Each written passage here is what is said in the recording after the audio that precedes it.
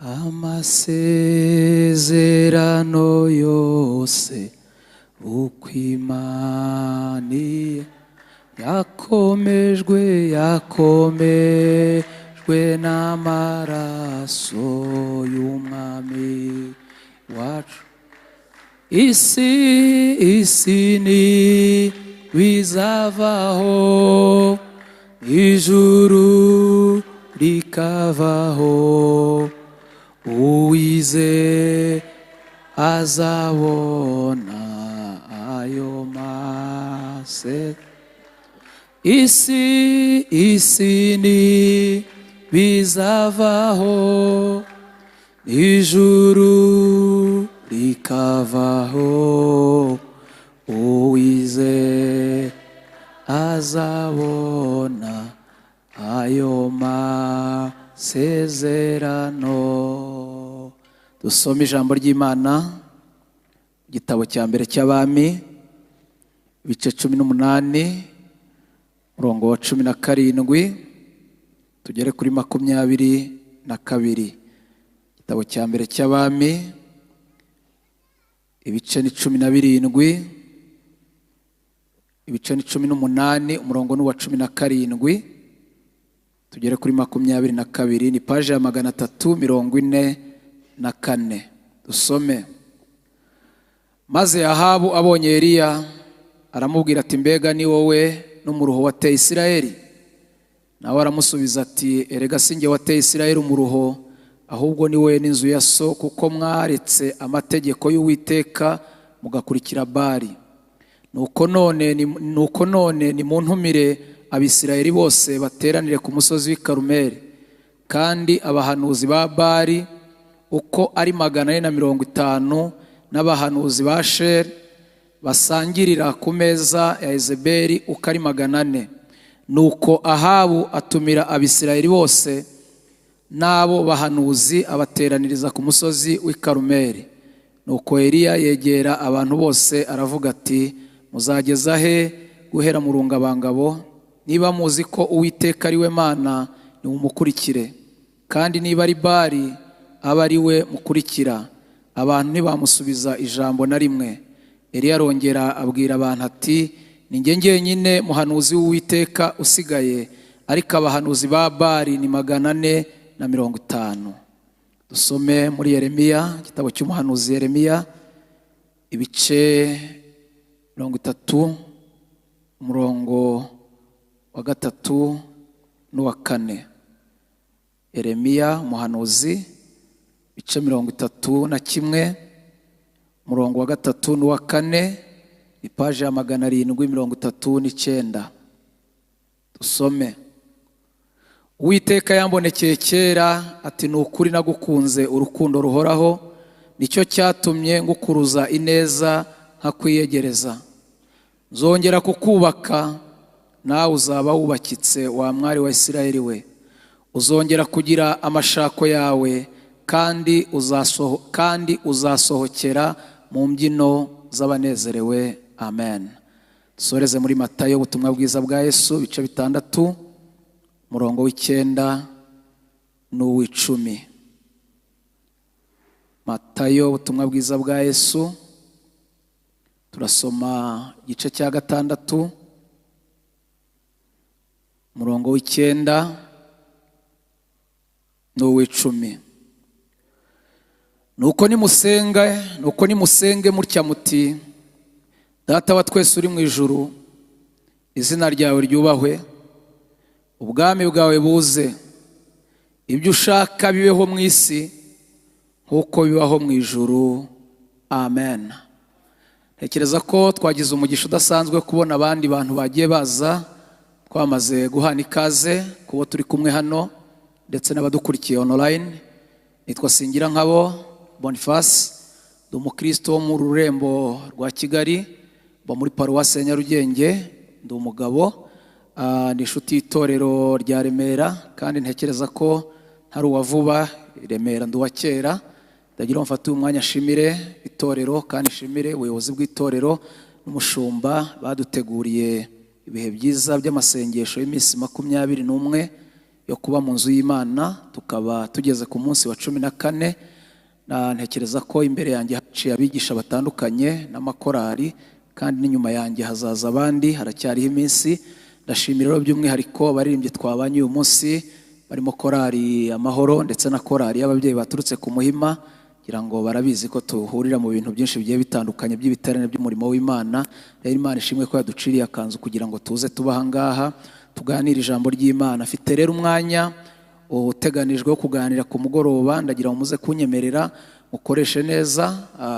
Baduhaye insanganyamatsiko cyangwa teme iki cyumweru cyangwa iyi minsi 21 ni ukubyuka ukarabagirana, ariko buri munsi haba hari umurongo wo gusengeramo uba wateguwe.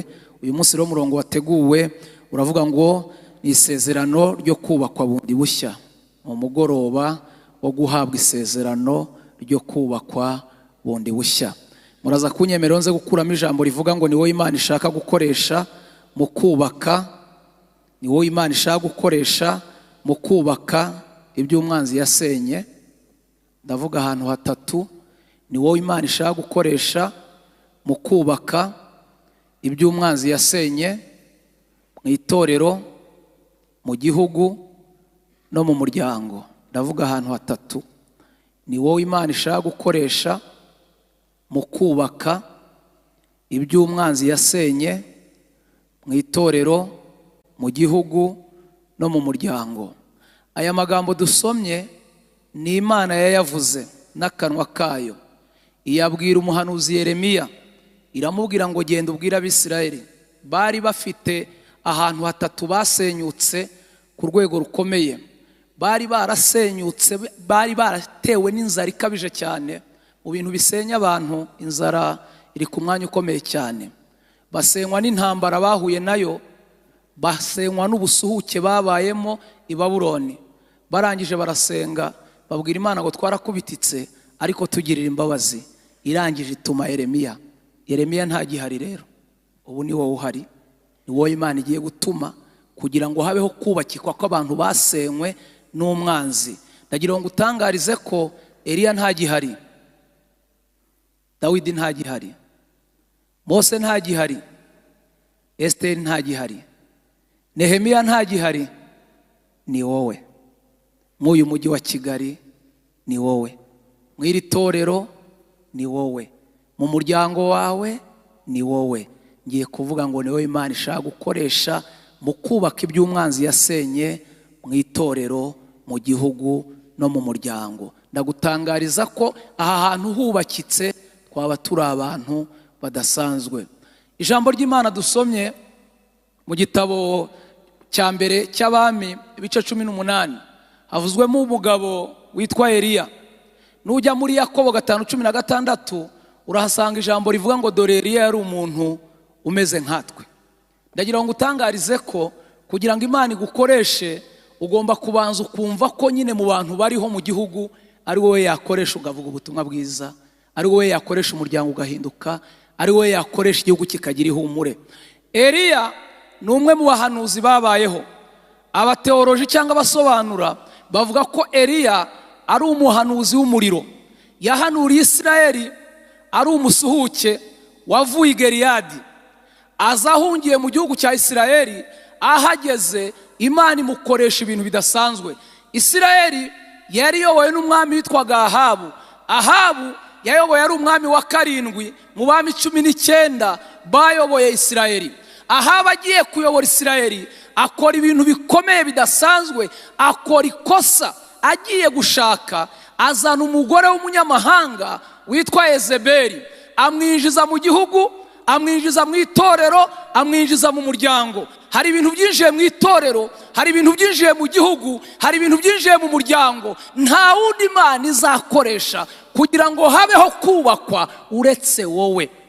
Yezebeli ageze kwa Ahabu, ageze muri Isirayeli, abwira Ahabu ngo ngize umugore wawe unzanye ndi umunyamahanga, ariko kugira ngo tuzabane neza uzankorera ibintu 4 mu gihugu, ubinkorere mu itorero, ubinkorere mu muryango, nzakubaye nk'umugore wawe. Ahabu aramubwira ngo mbwira icyambere. Aramubwira ngo icyambere nuko uzasenya ihema, ugakuraho ihema ry'Imana, abantu bakabura aho basengera, ugasenya ihema. Ahabu akora ikosa, ihema ararisenya.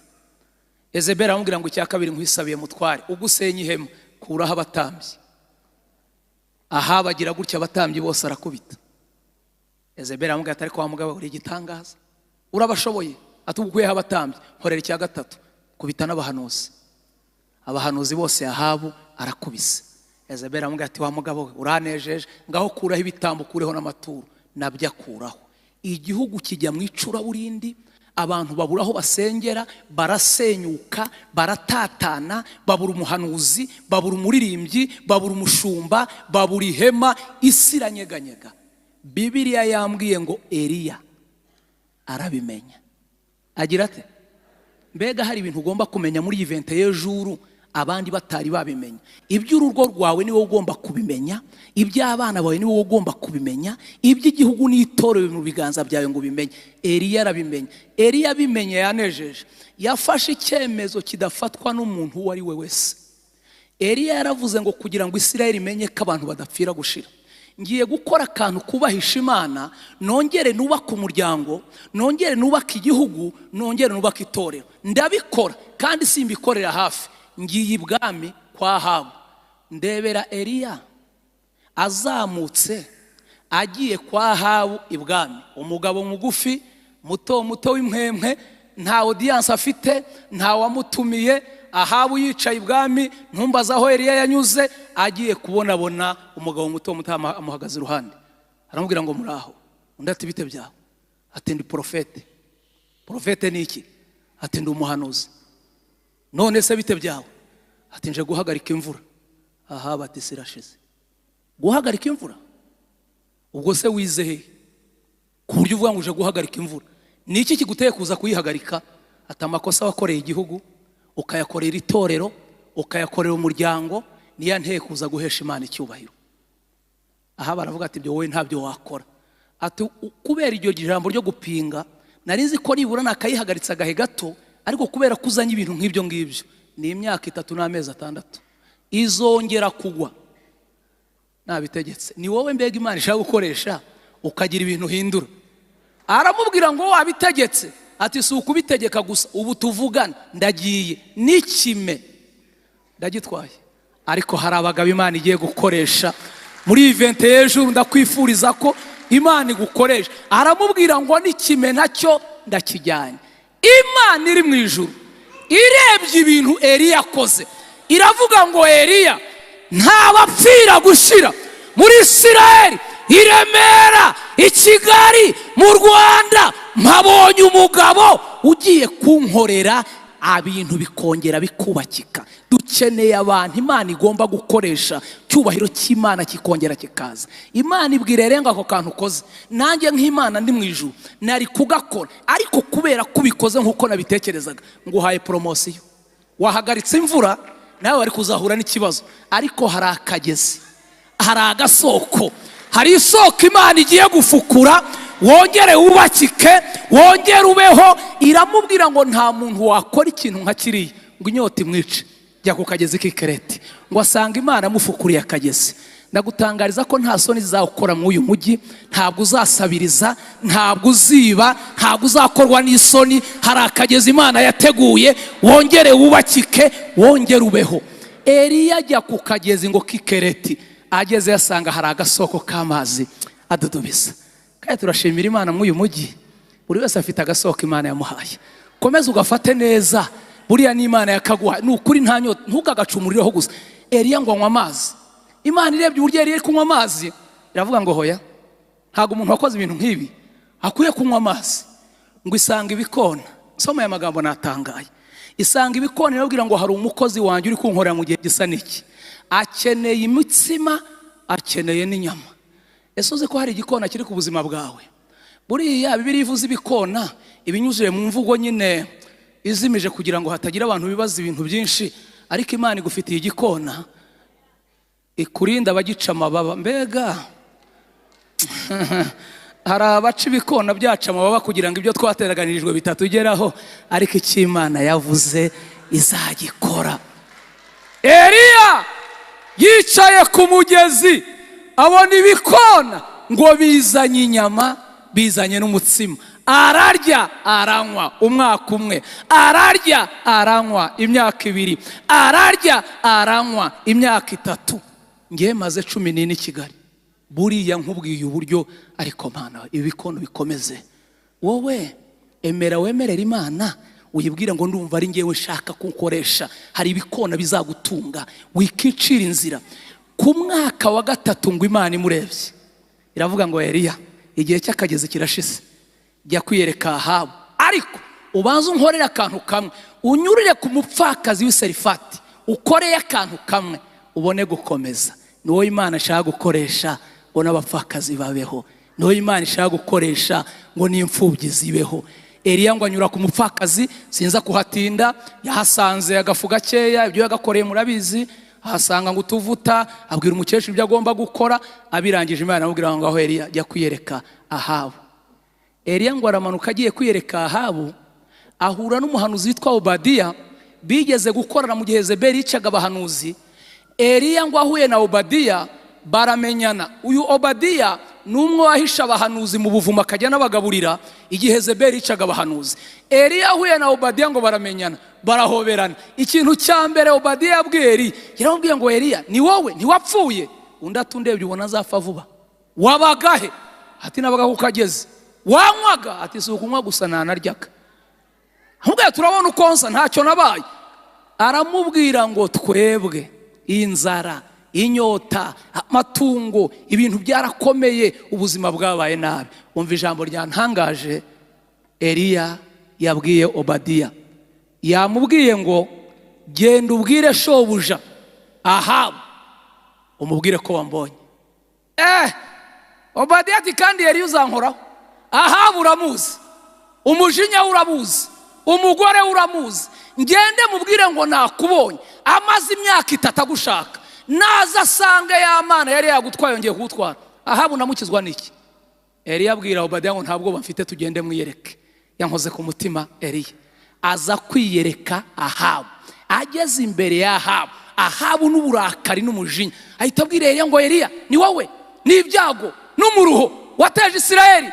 Eliya abwira Ahabu ngo ntabwo ari nge, ni wowe n'izu ya so mwagomeye Imana, wasenye ihema, wisha abahanuzi, wakubise abatambyi. Singe, ni wowe.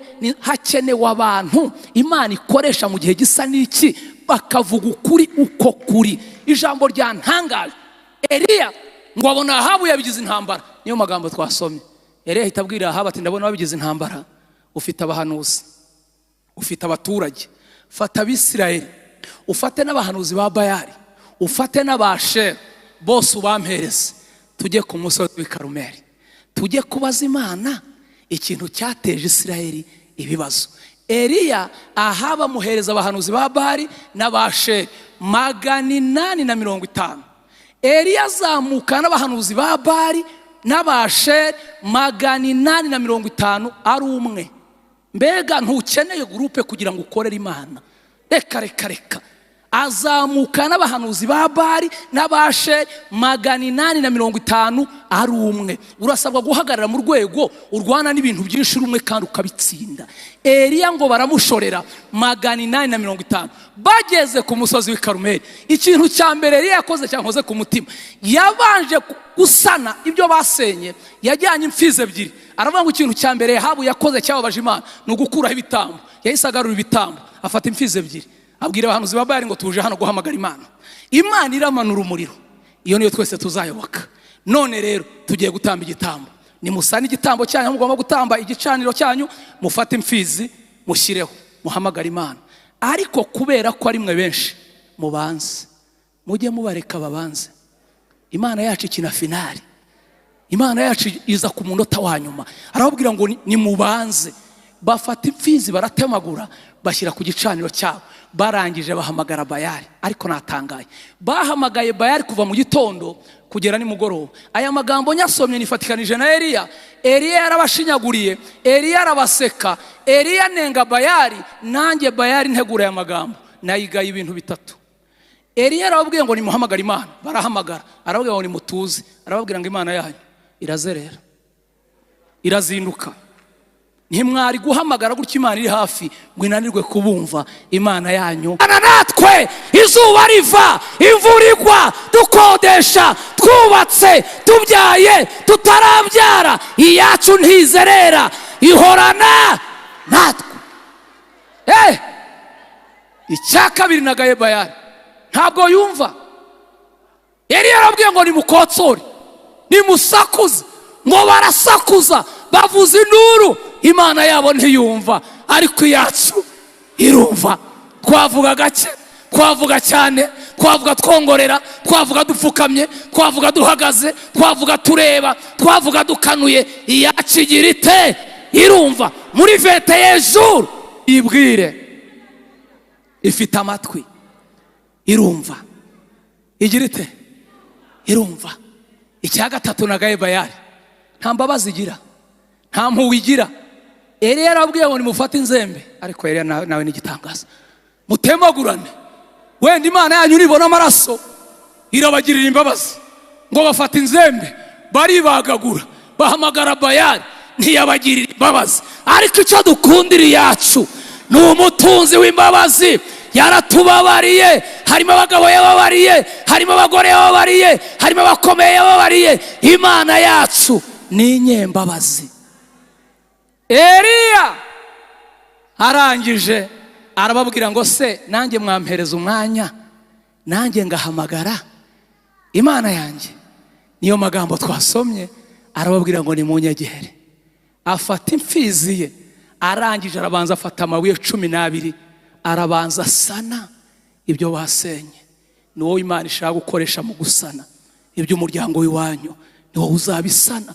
Iwanyu nta watunze imodoka, ni wowe bizaheraho. Iwanyu nta wubatse, ni wowe bizaheraho. Iwanyu nta uri indege, ni wowe bizaheraho. Iwanyu nta waririmbye, ni wowe bizaheraho. Ni wowe Imana ishaka gukoresha. Arangije arasana. Amaze gusana afata imfizi ye, aratemagura, ashyiraho agomba gutambira. Yahamagaye Imana mu magambo make, kubera ko Imana yacu itazerera, kubera ko yumva, kubera kugira imbabazi. Yayihamagaye mu magambo 4. Yaravuze ngo Mana ya Abrahamu, Mana ya Abrahamu, Mana ya Isaka, Mana ya Yakobo, Mana ya Isirayeli, uyu munsi none bimenyekane ko ari wowe. Bibiliya yavuze ngo uwo mwanya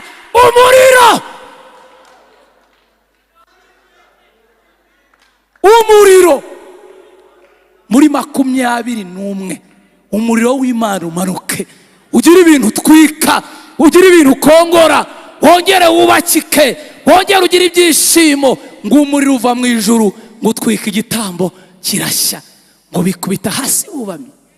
Baravuga ngo Uwiteka ni we, Uwiteka ni we, Uwiteka ni we. Iminota 5 soze.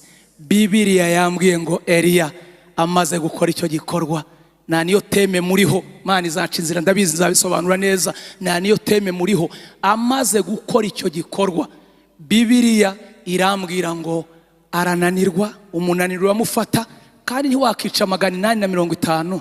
Unanirwe kunanirwa pe. Ntimukarenganya abantu barananirwa. Ntiwayobora itorero imyaka 10, ntiwayobora korera imyaka 20. Abantu baragoye, hari umuntu agera akananirwa. Muri uwo munaniro yari yahuye nawo, amakuru aragenda agera ibwami. Aha bamenya ko abahanuzi bose bapfuye. Ahita ahamagara Yezebeli, amubwira ati sheri biracitse. Ati bigenze bite? Ati babahanuzi bacu bose wa mugabo yabishe. Yezebeli yantangaje, yahise akompoza akamesaje gato akohereza Eliya. Aramubwira ngo abahanuzi banjye wishe uyu munsi. Yongeza hano mbitambwira abantu ngo mwirinde gusoma mesaje za Yezebeli. Umugore utararigaburo, umugore utarabatijwe, umugore utaratanze icya 10, atera Eliya ubwoba ate akompoza akamesaje. Aramubwira ngo abahanuzi banjye wishe uyu munsi, ubugingo bwawe ni ntabuhanya n'ubwawe, Imana izabimhore ndetse bikabije. Eliya abonye ako kamesaje, amaze kwica 850, avuga ati naho uyu mugore aranyica. Ariruka pe. Ahantu yirukiye hambabaje, ngo yirukiye munsi y'igiti cy'umurotemu. Ageze munsi y'igiti yahasengeye isengesho ribabaje.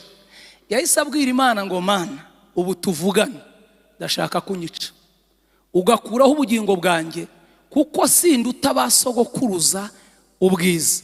Avuze ayo magambo, ikintu cya mbere cyamubayeho, yahise asinzira, ibitotsi biramufata.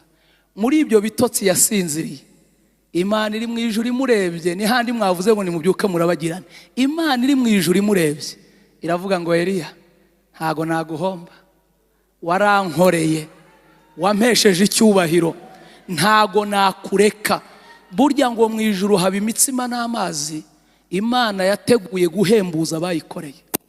Ibwira marayika iramubwira ngo fata umutsima n'amazi ushyire uriya mugabo uryamye munsi y'igiti. Muri evente y'ejuru turakwifuriza kubyuka umutsima urabonetse, turakwifuriza kubyuka amazi arabonetse, turakwifuriza kubyuka watumweho ibintu bidasanzwe. Marayika ngaraza mukoma mu mbavu, aramubwira ngo Eliya, byuka urye kandi unywe. Ngo arabyuka, ararya, aranywa, nusoma arongera arasinzira. Imana iramureba iravuga ngo hoya, wasinzira utasinzira sinkureka, warankoreye. Yohereza marayika bwa kabiri. Ndumva nkwifuriza ko marayika yongera akakugarukaho. Ibya mbere byarashize, ariko yongera akakugaruka guhereza ibindi. Marayika aza ku nshuro ya kabiri, amukomaho, aramubwira ngo Eliya, byuka urye kandi unywe. Yongeraho ijambo rivuga ngo urugendo ni rurerure kandi ruragukomereye.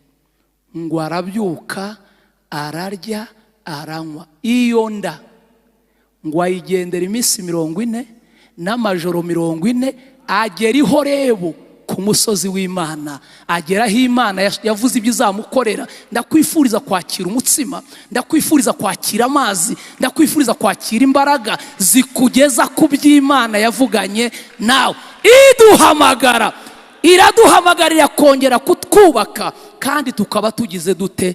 Twubakizwe. Narimo nakubwira ijambo rivuga ngo ni wowe Imana ishaka gukoresha mu kubaka, mu gusana ibyo umwanzi yasenye mu itorero, mu gihugu no mu muryango. Hari umuntu uri mu iri teraniro uri kumva yifuza ko ari we Imana yakoresha, kavuga nkurikije ko numvisha ibi bintu, ndumva ari njye Imana yakoresha kugira ngo habeho guhembuka kudasanzwe kw'itorero, kw'igihugu, k'umuryango. Iki cyifuzo numva ntawe utakigira icye. Mureke duhaguruke tubwire Imana ngo Mana, ndabyemeye, ndabyemeye, ndashaka ko nkoresha, ndabyemeye. Uyu mugoroba kuri 10 ku munsi wa 14 ubwira Imana ngo ndabyemeye. Bizagera kuri 20 y'ejuru, murimo mwakira umutsima, murimo mwakira amazi, murimo mwakira imbaraga, murimo mwakira guhembuka mu buryo budasanzwe. Munyemerere dukomere Imana amashyi menshi cyane, tuyishimire kubera ko Imana yacu ari umukozi w'umuhanga. Twagize umugisha ro kubana n'umushumba wacu w'iparuwasi ya Gasabo. Yegere hano hino adufashe muri uyu mwanya mwiza wo gusenga, atubwirira Imana ngo turabyemeye, turumva twifuza ko ari twebwe wakoresha. Ndumva mumeze nk'abashaka kuyakoma, nimwongere muyakomere Imana. Imana yacu irashoboye. Imana ibahe umugisha mu izina rya Yesu. Amen.